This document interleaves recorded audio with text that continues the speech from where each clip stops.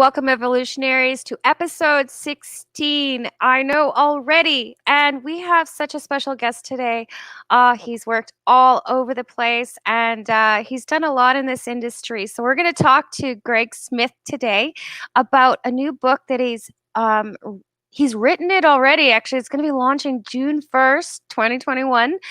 What's exciting about this is there's a lot of people trying to understand lithium batteries and also grid tie with a lithium battery backup, and this is really becoming where we are going today. Every home is going to have a storage system one day, so a lot of homeowners are trying to wrap their head around it. So I would like to welcome Greg. Welcome to Evolutionary Greenworks. I want to say you've got such a great background. Can you please tell me all the places that you've worked and all of our listeners out there? Yeah, yeah. Well, it's good to see you. It's been such a crazy 2020, and one of these days, like we'll to meet in person again. But this is the next best thing. But I started in the industry way back in May of 2008 with SMA America, and I was their senior technical trainer. And so I got really into with all their products and the inverters and the batteries and all that stuff. And I was with them for 7.5 years. And I moved over to Sonnen, which is another German company. And they started in the U.S. in 2015. So I was with them for almost 6 years. So the storage was really the cool part of industry, like I really dug it. I will always have a place in my heart for that yellow sunny island. Like I always will. I just think it's the coolest, most engineered piece of equipment, on the market. And they were one of the first to do it, really. They were one of the first to have a commercial application for it. Mm-hmm. Yeah. And I don't know if SMA invented the concept of AC coupling. I don't know. They may not have, but boy, did they perfect it. Just such an awesome piece of equipment, But I work, like I said, I work for Sun, a strictly battery company. Matter of fact, I have their units here in my house. So not only do I promote it, live, eat, and breathe it, but I have one. Yeah. And so there's a 10 kilowatt hour system. It has about 5 kilowatts of continuous output. Like a good old sunny boy on my roof, 5 kilowatts. So I'm just living the dream. We were talking before that my grid went out. There was 1,400 houses here, and the grid went out about a month ago at night. And the lights came back on, and I walked up and looked out over my neighborhood. I was the only one with lights and everything in my entire neighborhood. There was not one light that I could see. It was so cool. It was just an incredible feeling. I hope to be able to help people get that. And I get that because I too have battery backup. I have 5 kilowatts on and 5 kilowatts off. Mine's not AC coupled. It's done a little bit differently. But when the grid goes out around here, I can hear all the engines starting up. People are leaving. They're leaving because there's no power. Yeah, didn't even think about that. So you're the quiet house while everybody else is burning fuel. Yeah. And you hear generators starting. Yeah, no, I don't have any of that. Just actually mine automatically switches. I have to look. I have a little, one of those little ornamental Christmas trees that have those, it's just like an LED light that comes through I'm trying to think of the name of it. It's just strands of clear plastic through it, and it sends out colored lights. I know it sounds silly, but anyways, I leave it connected to the grid side so it doesn't see the battery backup. And that's the thing I have that's central to the house that I can peek over and see if the grid is on or not. Oh, that's your tattletale. It is, and it's because I'm actually in a forest, so it happens frequently to us. I'm in Marchand, Manitoba, Canada, and I'm in the middle of a forest, basically. That is so cool. So we lose power frequently, and I just don't know if what's up or down unless I see that. So if it's out, then I know we're on our battery backup. Wow. I thought about stringing lights, Christmas lights, to the tree that's in my front yard just to kind of but I don't know if my neighbors appreciate that and like Put start a coming put over a here. sign. Put a sign, and the light goes on when the power goes out. Yeah, and I did invite them, of course. Hey, if you guys need to like charge cell phones or whatever, I had a little 6-foot unfolding, plastic table in my garage. And I set a power strip out, and they came over. We essentially just drank, cold beer and charged our phones for that hour. But yeah, it was fun. Yes, absolutely. Absolutely. So you are hitting the easy button on all of this new stuff coming out with storage systems. A lot of homeowners want to know, and business owners want to know, what is it about? Like, how do we even think about this? How do we wrap our head around it? How do we do it? How do we understand it? Right? So, Yeah.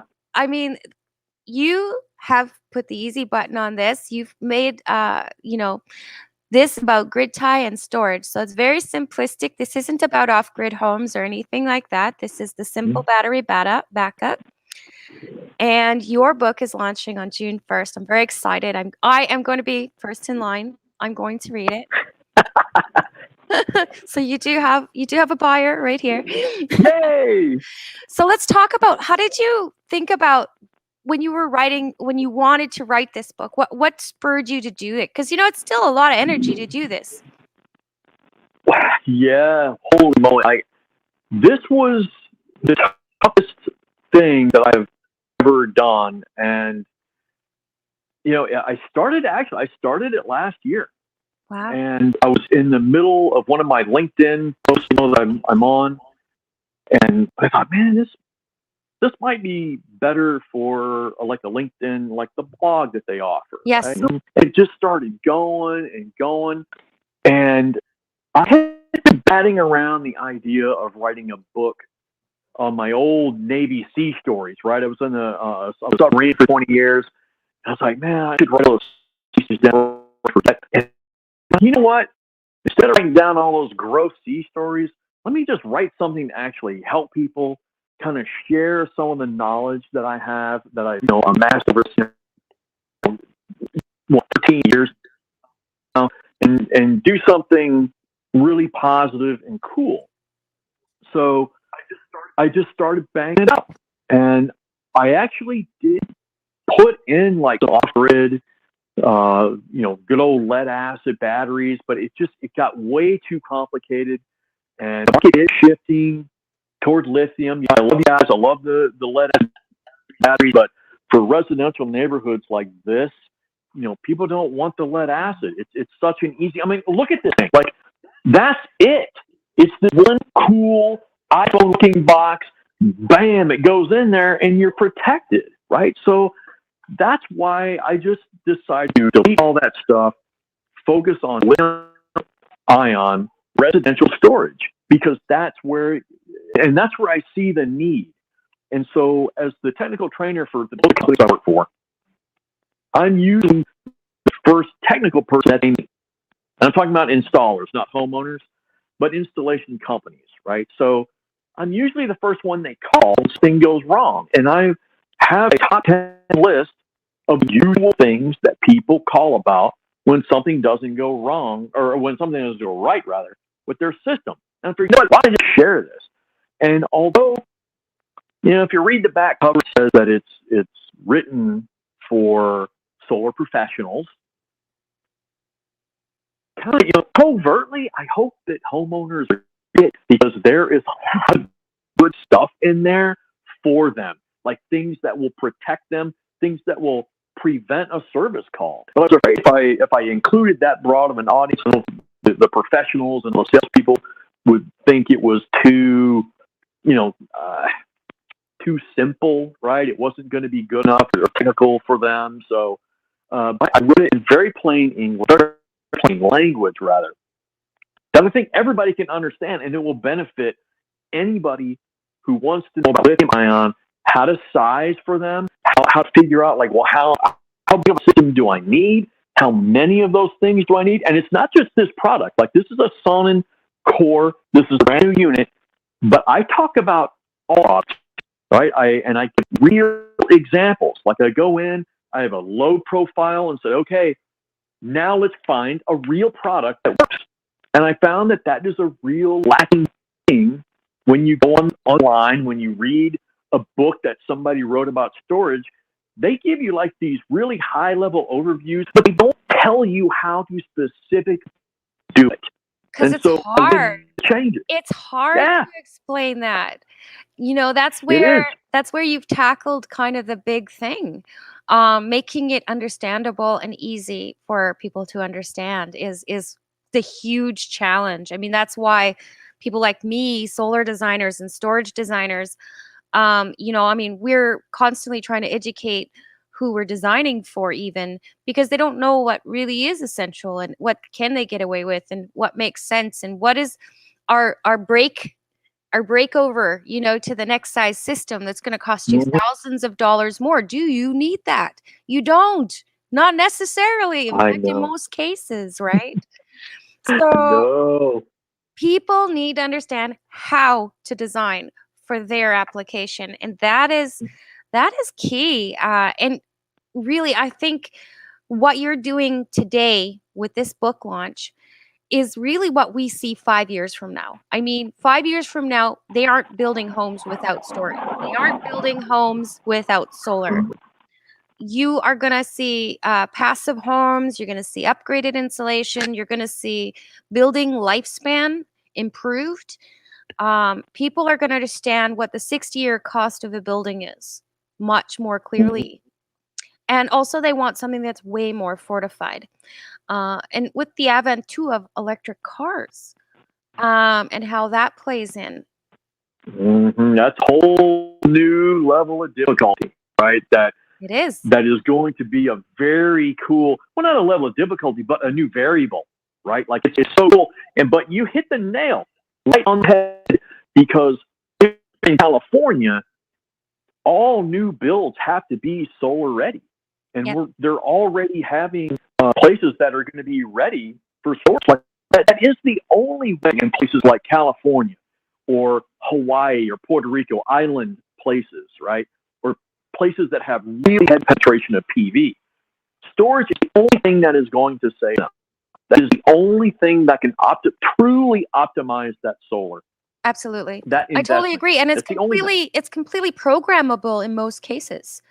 Yeah. That's another thing that people don't realize is that, I mean, it depends on the system you buy on to what features it has. But for people with time of day usage, you can get systems like a Solarc, for instance. Solarcs are battery ready. So it doesn't have the storage on it. You have to put it on it.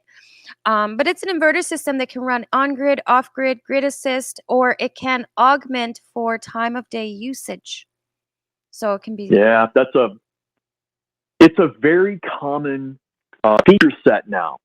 Mhm. So most storage systems will do backup, of course, right? And if the Mhm. system can do backup, then it can do off grid. Right? It just thinks the grid is always out, right? But it's a completely different design Yes.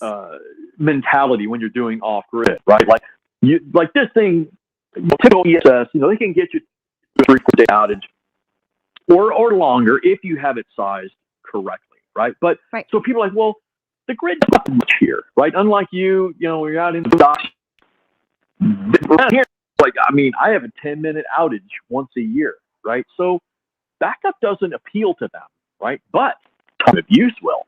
Like self-consumption or self-supply is the mode that most of these energy storage systems will feature. Right. And so, okay, while you're paying to go out, well, how would you like to have a $25, $30 utility bill? How does that appeal to you? Right. So, yeah, just got to Do find the you hook. have solar on yours as well? So, yeah, I finally got my Tigo inverter. It's a little 5,000 watt. I got 16 320 watt modules up Nice. there. I got 16 Tigo optimizers for rapid shutdown. Dude, I'm like, That's the way to do I got it it. all. Well, with the Tigo, you can definitely optimize that string inverter system because if you're going to put it on a roof, you really should have an optimizer on the string inverter. It really does mitigate a lot of the shading issues and it makes them all kind of in parallel in a way. Not Mhm. completely, but it definitely does optimize and give you more energy. Yeah. Sorry. The model that I got doesn't have the optimization on it. It was just the rapid shutdown because the Sunny Boys have the shade, which is a shade mitigation Oh, maximum power point tracking. So, okay. like, I do have shade on the western side of the array toward the end of the afternoon, right, which is typical. But I have the array split up into 2 sections. So at the end of the afternoon, this is the one that gets shade, and it goes into its own separate channel on the Sunny Boy so that it can do all its magic on that shaded screen. It won't affect anything else. Oh, So, nice. I would love to see how that's set up.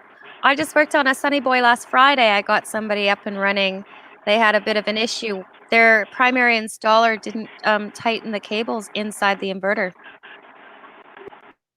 like the source circuit,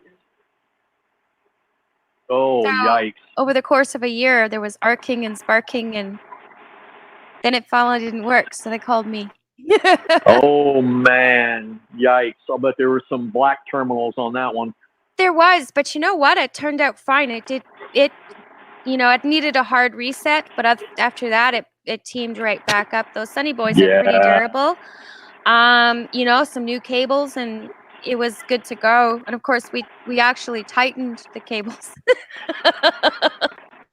wow. I know, that's all it See, was. and It then, was just loose cables. They just didn't tighten. yep. It wasn't just like semi-tight. It was they put them in, I And guess, and that's the deficiency in this industry, though. And all it was a lack of attention to detail. And look what happened. Had they just followed the instruction manual, tighten absolutely those things down to what the torque spec says, that thing would have would ran have been fine. There 20 was years, no problem. There was 2 inverters there. The other one they did, and it was perfect. There was nothing wrong with that one. Everything was tight, everything was beautiful. This other one, it looked like half of them they totally forgot to tighten entirely. So, and then over Uh, time with the sparking, because it wasn't making a good connection, I guess it was trying, and then it just mm, frazzled those. It just went, whew, you know, some black marks. But I mean, it didn't do anything to the inverter. I got it to boot up, hard reset, got everything going on it. Customer was happy at the end of the day. So that was good. that's awesome. I won't name names, but it happens. But that's what we're here for. Sunny Boys, like I said, are pretty good. I have Fronius on my house, so again with a rapid shutdown. Again, Tigos, they optimize all of the panels, and they create the circuit breaks at the solar panels, so it's just much better Yep. too for shutdown, for rapid shutdown. Yeah. And they're settable too, right? So you'll be able to get a lot more out of those systems with the optimization features on the Tigos. They are cool. Yeah, they are cool. And it's especially, they're a great source of refit also. Like if you have an array that's 10 or 15 years old, and it's suffered some degradation, Yes. those optimizers can breathe new life into that array. And I mean, how cool Yeah, is it to regain absolutely. like 10, 15, 20% more? I know, right? It is. And I think that's the other thing. A lot of people think, oh, they degrade out panels, and they don't actually degrade that quickly. A lot of times, I mean, we've seen good quality panels. I worked on a 30-year-old Siemens panel, and I got Yeah. right back up to 21 volts as soon as I fixed the solder on it. Because that's all that happened is the client had dropped it and broke the wire. So I was able to just solder it up, and here you go. Here's this panel, and I put it out in the sun. I was floored. 30-year-old panel, and there it was, and it was really putting out Wow. pretty That is close to what it would have when it was new. So amazing. Amazing. yeah, it was amazing. So I mean, when people ask me what the lifespan of a solar system is, well, I said, well, there's different pieces. I mean, so depending on the quality of the racking system, that's about 15, and then you look at the inverter system, averaging around 32 years for good quality inverter. Lesser quality, not so much, though. We're seeing 10 years on some of those off-brand ones. Yeah. And there's a Yeah. lot of those flooding the market. So you want Yeah, to I make sure you see. have quality. Solar panels, as long as they're certified, generally they speaking, they're pretty good quality. Hmm. Um, if you got UL or CUL or a mix of the two, CTUV is also a good one with the US on that. Hmm. Those Yep. certification bodies are pretty good. And those panels are going to last you 50 years in some cases. Oh yeah, they'll last as long as the house, and it's the quality that you mentioned is so important, and it is a factor that you totally flush down the toilet when all you care about is dollar per kilowatt. Yes, You're absolutely. oh, I don't. All I want's the cheapest one. Okay, well then you're going to get an inverter or a module or a battery system that's going to last, 10 years maybe, and then you can buy another one. So now you get to have all these people running around on your roof, ripping stuff out and putting something else in that you should have put in 10, 15 years ago. Yes, that's correct. That's correct. We're seeing also a lot of microinverters out there these days. Again, depending on the microinverter, you want to look into the quality. They're not all the same. They're not. So you want to make sure that you're choosing good quality equipment, and and that's a good starting place because if you do that and you've got a long-standing company behind that equipment that will be there to service warranties if they do happen, that's really ultimately going to be the best that you can do. Um, so, having said that, I want to get back to this storage stuff. I know you want to give us some sneak peeks, and I wondered if you would want to talk a little bit about design, like a little bit of snippet about what's in the book, a little sneak peek, if you will. Yeah. I have Yeah. So, I have to break. oh, go I ahead. have Go ahead. I have to break to a quick sponsor video, and then when we come back in 1 minute 30 seconds, I will get you to start in on that. Why Right. go solar? Solar is better than ever. Our revolutionary design and inverter equipment with the latest in solar panel technology for the ultimate in-home and business security. That's right, I said security. Grid security and security of your home are linked. Fortify your future today with a battery backup system. No maintenance, quiet running. Did you know in Manitoba, grid-connected, off-grid, and battery backup systems are 100% write-off in the year you purchase for any company or farm? Do you want to back up your internet, keep your tills running, and the lights on? We can install a system that is right for you with battery backup fully capable of taking on all those essential loads and keeping you running. When you call our experts at Evolve Green, ask about getting your free energy audit today. Call or email today to find out what system works best for you. 1-866-5EVOLVE. And we're back. Hello, evolutionaries. We're having an amazing conversation with Greg Smith today. And I have to say, it's been enlightening. I love talking to him about systems. He does what he talks about in his book. And he's really lived his life by this. He has huge history. He's been with SMA, Sonnen, and now he's with Tigo. Welcome back, Greg. So you are going to give us a sneak peek of this book, aren't you? Yes. Yes. So, and thank you so much for putting that graphic up there. I did make a landing page for it, and I have been putting little sneak pieces up back. Last weekend, I posted the entire first chapter of the book, and Oh, so I we're going to be able to see some of it. That is excellent. And I love the title. I love your Addy, snarky solar guy. I love it. You just don't forget it. You don't forget it. Yeah, it was tough coming up with a name. It's always this part, right? Like coming up with a social media handle, or my boys and I are big time gamers, and I've been using the same gamer name for like 10 years because it's just so hard for me to come up with that stuff. But yeah, I think it's perfect. I think it's perfect. I'll have updates. Well, thank you. But the sneak peek will be on there. I know not everybody is on LinkedIn, so that would be a great place to see it. But The book is chopped up into some very specific things. I kind of go into the history of lithium. Very short. So I know people. It's like, well, I don't care a lot about the history. Tell me what I need to. Like a little bit of it because it is important. The different kinds of chemistries. Then I get to sizing and a little bit of design. Sizing is probably the most important part of the whole thing. Like, and the sizing element of it answers the question of, well, how big of a system do I need? And how many of these things do I need? And how much solar do I need?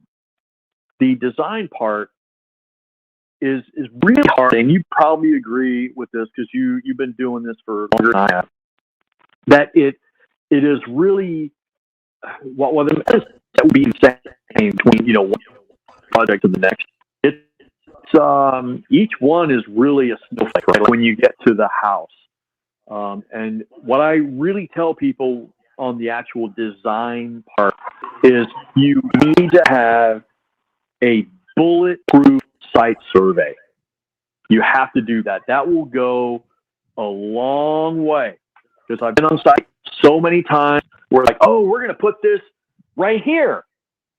But they get there on site and it's like, oh, well, there's a water spigot right there. Oh, okay, we'll just move it, 18 inches that way. Oh, well, we can't. We have to pour through the wall to get to the panel that's in the back, and we can't do that. Oh my gosh! So, worst case scenario, they leave, and now that adds a delay to the project, right? But it can also be little things like some systems need to be offset from the wall, and you don't know that, and you didn't bring a 2x4 or Unispec with it. Well, now that's a run to a hardware store. So. Product knowledge as far as how it installs is really important. Where it's going to go in the house is really important. Or the garage. As a matter of fact, there's a lot of places, a lot of jurisdictions that are forbidding these things going into what they call a livable space, right? They don't want them in a house. Really? Yeah. So, like, if you don't have a garage... Yeah, so for right now in California, good old California, right, on the forefront of all this cool stuff, for now, these don't, a garage is not considered a livable space, right? So, but I talk to these guys, and DNVGL did a huge study on battery safety, and well, if these catch on fire, then it's going to burn the whole thing down, and I'm like, well, okay, but when I finally get my Rivian, right, my electric vehicle truck that has 4x4 and it's going to get me to the end of the logging roads where I like to go camping, that thing has a 105 kilowatt hour battery bank. Okay, it's 10 times as big as this thing. So Northern California is starting to say you can't install these inside anywhere. So, what? Okay, I can't start a 10 kilowatt hour in my garage, but I can have a 105 kilowatt hour EV in here? That makes no sense. It is the most asinine thing I have ever heard in my life. But here's the thing. Like, if you were to try and implement that here, it would never work because you can't do lithium in an uncontrolled environment. Yep. Like, we get to minus 45 Celsius out here. Let's be fair. We do not use, or let me just be clear, no lithium on off-grid, guys, if you cannot control or contain the environment. Just going to get it out there right now. But absolutely, as a battery backup inside the basement, yeah, that's where you would put it in Canada because we wouldn't put it in the garage. Why? Because it's too cold in the winter. So, like, if we had that kind of a rule, like, we wouldn't be able to put it anywhere. We'd have to put a heated shed on the outside of a house. No, because even then it's still inside a shed, right? So that wouldn't work for Northern California. But it's not a livable space. Right? Okay, so a non-livable space. Yeah. I don't know. Like, it's one of those crazy things. Who makes this stuff up? Listen. I don't. The people that don't understand. It's it's the kind of the do-gooder mentality, right? Like, and I actually made this is very briefly touched on in my book because I had already sent it to my copy editor before I really got into the safety aspect of these things. But I made a LinkedIn post about it, a video, and the code and all of these things. Just I get the sentiment behind it, but it doesn't scale. Like, it doesn't make sense. Like, you don't want these things in. You're okay with a 105 kilowatt hour battery. Oh, that's right. We didn't think about EVs. We don't want to make Elon Musk mad. Okay, no, EVs are cool, right? But it's just a weird train of thought because and I do not subscribe to the tact that a lot of people have, because there's only two main chemistries of lithium ion that are used in the residential market, right? And they're both a mouthful. If you wrote the chemical symbol out, it's ridiculous. But you have lithium iron phosphate, which is what this is comprised of, and then you also have nickel manganese cobalt oxide. And there's really only two manufacturers that use NMC, right? There's Tesla, and then there's and the reason they use that NMC is because those are the same batteries that are used in electric vehicles. So they're like, dude, we're already making 1,000 billion of these cells for cars. Why don't we just put them in a stationary storage system, right? So yeah, why not? It's economy of scale.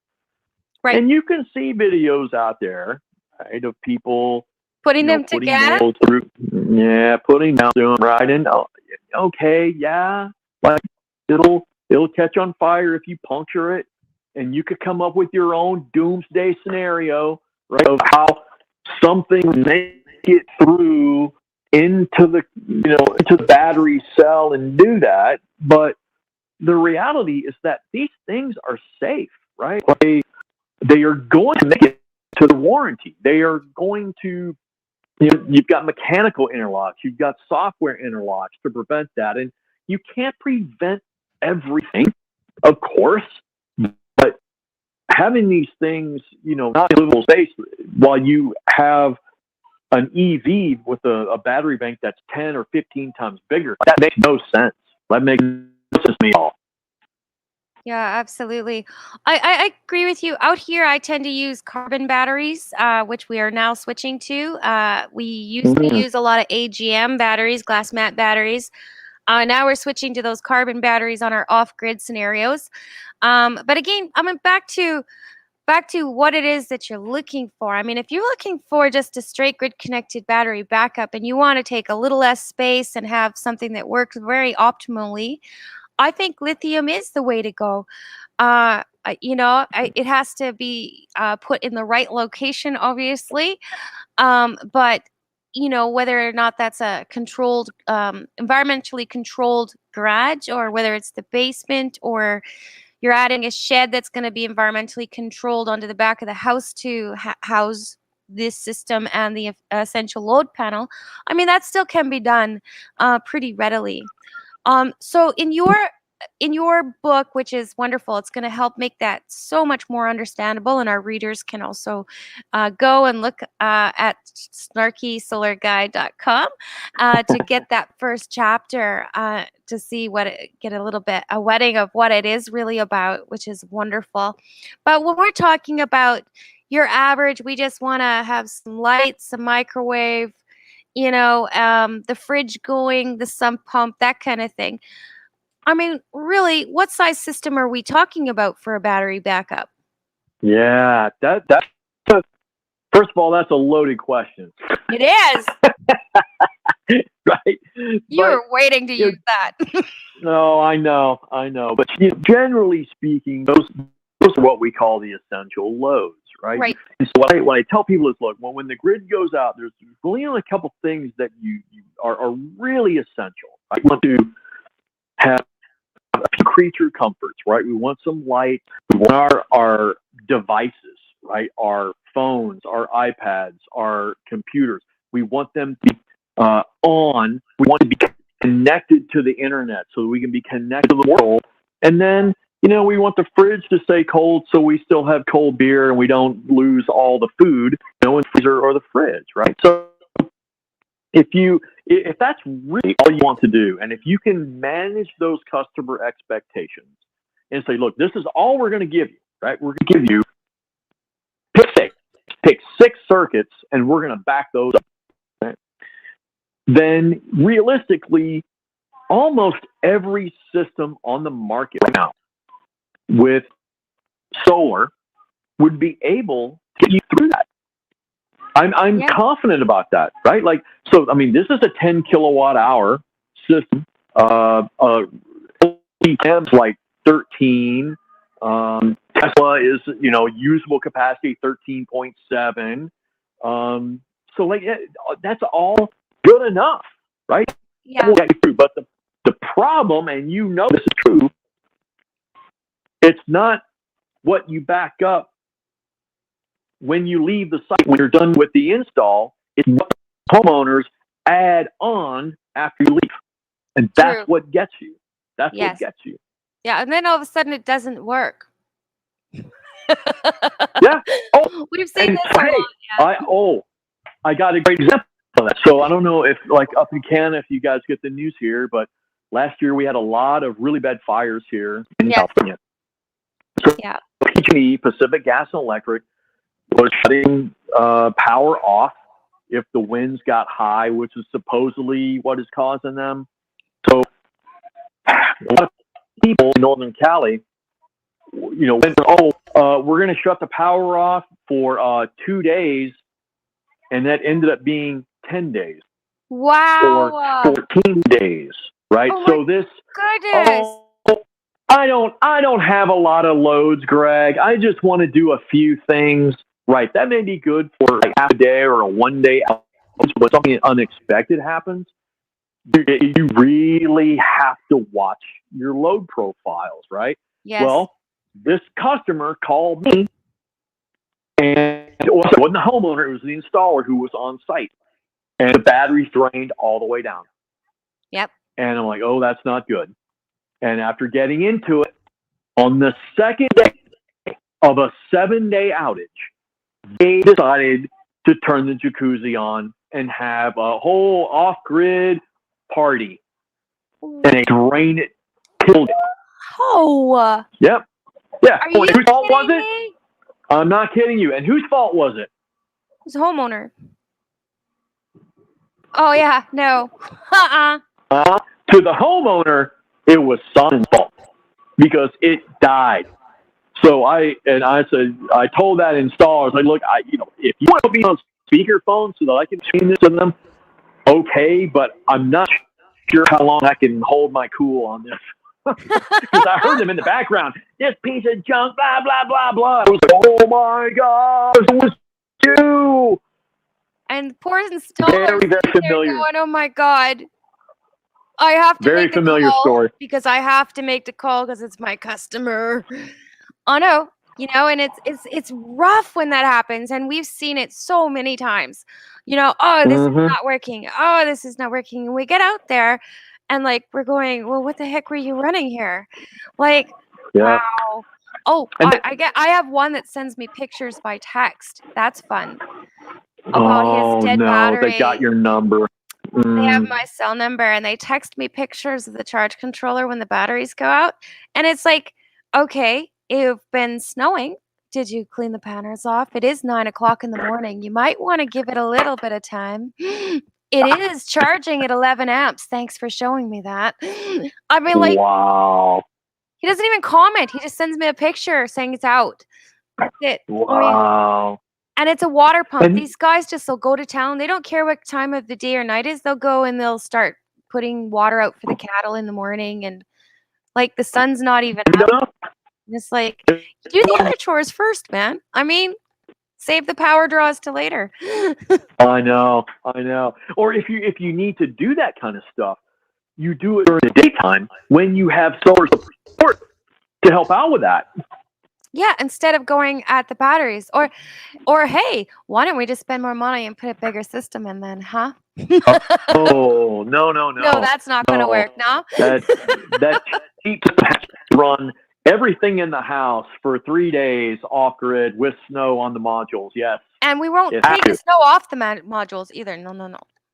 That's not how it You works. know, it was weird here. Like California does get snow, but it's up in the mountains. But those people in Northern California, they were losing production because of all the soot that was collecting on the modules. Oh, okay. Crazy, crazy. And they weren't cleaning them off. Well, I mean, I got a two-story house. I can't even get enough water pressure to get a stream up there. You know. Yeah, I hear you. Yeah. Ours is pretty tall too. We do have a way to get up there, but I probably wouldn't bother myself on the roof mount solar things. We're on 5 acres though, so I have 5 acres on ground mounts too around me. That's my off-grid system. Are you kidding? I wouldn't do my off-grid system that way. My off-grid system is Yeah. sitting at a 90-degree, okay, so that it doesn't hold snow. Wow. I don't like cleaning off panels in the winter. Just saying. No. And, No. At any time, you really. know, the mechanic always has extra broken cars in his lot. Well, I'm a solar professional. I just have to say, I'll hit the easy button every time. I have AGM batteries that I don't have to Yeah. maintenance Yeah. very often. You know, all of those things, you know? So Yeah. it's so, That's the but way to go. it is. It is. But I wanted to say thank you so much for coming on the show today, Greg. It has been so fun. I want to have you back on again later. I know you just started at Tigo because you're just continuing with your journey here. So I know you're going to have lots of great things. Maybe we can talk to you about what's going on at Tigo on our next interview or how the book launch is going, maybe after June.